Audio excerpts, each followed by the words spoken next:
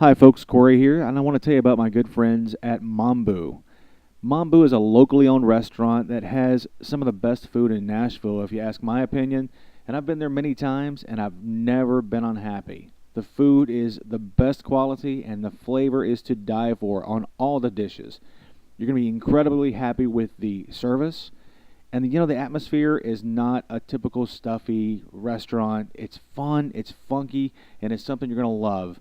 Now get out there, enjoy the good food, support your local restaurants, have a great time. They're at 1806 Hayes Street here in Nashville. Their phone number is 615-329-1293, and tell them that Corey said hi.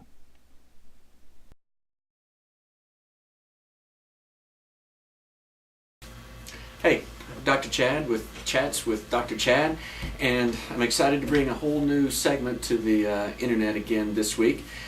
Today, there were a lot of questions about children, especially ear infections and that type of thing. So we're going to sort of lump about 6 different questions that all go along with kids. There's one thrown in there for you adults too, so we'll handle that as we go through them. The first one is, can chiropractic benefit children with bronchitis and ear infections? And this is a real interesting one that comes up now, because so many children seem to have ear infections constantly, and this has been going on since my generation when we were growing up, with just ear infection after ear infection after ear infection. And what we pretty much did, 70s, 80s, and most of the 90s, is another antibiotic, and another ear infection, then another antibiotic, then another ear infection, then another antibiotic. And it just kept growing and growing and growing.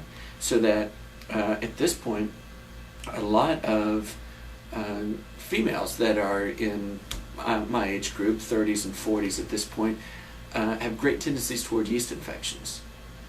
A lot of this is due to the whole superbug thing that we talk about more and more now, of antibiotic-resistant bacteria. So that's sort of where we've been and what we've been doing. And now then, after the turn of the century, or about maybe a little bit before that, we started seeing a lot of people sort of backing off of that and getting a little bit more leery of doing constant antibiotics. And here's what we found. Unless you actually go in there, rupture the eardrum, and then take a sample of the stuff, the gunk that's behind that eardrum, and culture it, we really don't know if it's a bacteria or not. And most of the time, there's been different studies that shows anywhere from 80% to 90% of ear infections aren't actually bacterial, that they're more likely viral. And here's another thing. Well, let's mention the viral thing. While we're on the virus thing, antibiotics aren't going to do anything to a virus. The only thing that they're going to do is kill all the other bacteria that we need. Antibiotics aren't smart bombs. They don't go in once you've taken it into your mouth, into your stomach, and then spread out and go straight to where the bacteria are. They kill off all the bacteria inside your body. And we have to have some of this bacteria. That's what keeps us healthy and living in our environment. It keeps other bacteria or other viruses or other bugs in check. And that's what I alluded to when I talked about the yeast infections, is that if you do enough antibiotics, then you end up being susceptible to what's called an opportunistic infection. An opportunistic infection is where something grows out of check that normally we have in us anyway. Pneumococci, this bug that causes pneumonia, that's everywhere. We have it already. All of us, even healthy, we still have that bug in us. We have strep. We have staph.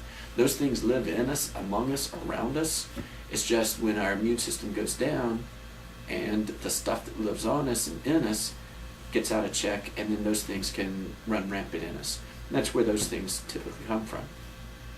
So, besides it being a virus, the other thing that can be likely is actually a small muscle that runs from your ear canal down into your throat. It's a long name, starts with an S. It's a big long name, lots of letters, so won't worry about that. But that one little muscle, if it goes into spasm, it can choke off the eardrum or the ear canal.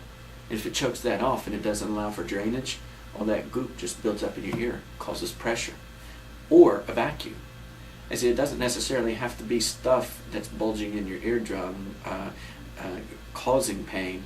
There can also be a vacuum that's doing the same thing and sucking your eardrum in, which can be just as painful. So a lot of times these so-called ear infections may be something different. Now, so how does the chiropractic work with that? If it's a virus, chiropractic works through boosting the immune system.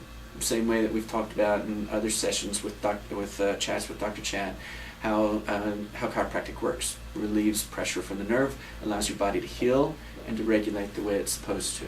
So that's the way that it works when it's a virus. On the flip side, if it's that muscle that's in spasm and not allowing proper drainage, then it makes the muscle, it breaks the spasm. Muscle spasm is broken, then the ear canal opens up, the stuff drains, the vacuum is gone, pain's gone, you get back to normal. And that's the way it's going to work with bronchitis too. And remember, chiropractic is not a cure-all.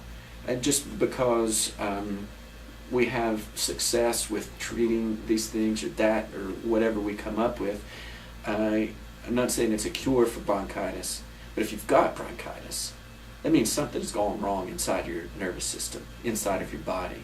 You're not healing and you're not regulating the way you're supposed to. So by going in and finding the irritation to the nervous system, remove it and allow your body to heal and regulate the way it's supposed to. Will it cure bronchitis? Maybe. It might be just the boost that your body needs to clear it up. Or maybe it just removes or palliates the symptoms long enough for your body to work.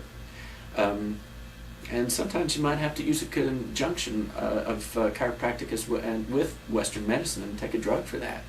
Because we have life to live, and if the bronchitis is holding on and you need to work or you need to go to school or you need to take care of a parent or take care of a child, sometimes you do that to help you get on. That's what it's for. It's for crisis care like that.